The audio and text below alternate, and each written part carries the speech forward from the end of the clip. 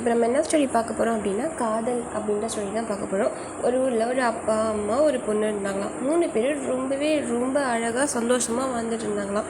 அப்போ என்னாகும் அப்படின்னா, எல்லாம் என்ன பண்ணுவாங்க, தன்னோட கனவை நோக்கி ஒரு பயணம் செய்வாங்க அப்படின்னு சொல்லிட்டு இந்த குடும்பமும் என்ன பண்ணுவாங்கன்னா, தன்னோட கனவை நோக்கி என்ன பண்ணுவாங்கன்னா, ஒரு பெரிய இடத்துக்கு வெளியூருக்கு போயிடுவாங்களாம். அந்த ஊர் பார்த்திங்கன்னா ரொம்ப சிறப்பாக நல்லா செழிப்பாக இருக்குமா. ஆனால் அங்கே போனால் அந்த இடத்துல யாருமே அக்கம் பக்கத்தில் யாருமே இருக்க மாட்டாங்களா. ஒருத்தவங்க இன்னொருத்தவங்களை பேசுகிறதுக்கே ரொம்ப கஷ்டமாக இருக்குமா. அந்த பொண்ணு ஒரு குட்டி பொண்ணாக இருக்குமா.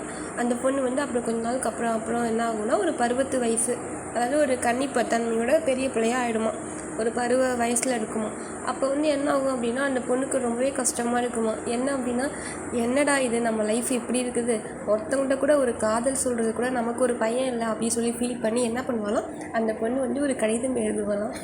எழுதி என்ன பண்ணுவாலாம், என்ன பண்ணுறது, யார்கிட்ட போய் கொடுக்குறது, மனுஷங்களே இல்லை அப்படின்னா எப்படி அதை கொடுக்குறது அப்படின்னு சொல்லிட்டு என்ன பண்ணாலும் அப்படியே தூக்கி போட்டு போயிட்டாலாம். அப்படியே எழுதி அப்படியே என்ன ஆகும் அப்படின்னா, அந்த கடிதம் அவன் காதல்கிட்ட கிடைக்குமா கிடைக்காதா அப்படின்னு சொல்லாமே இந்த ஸ்டோரியை முடிச்சிடுவாங்க.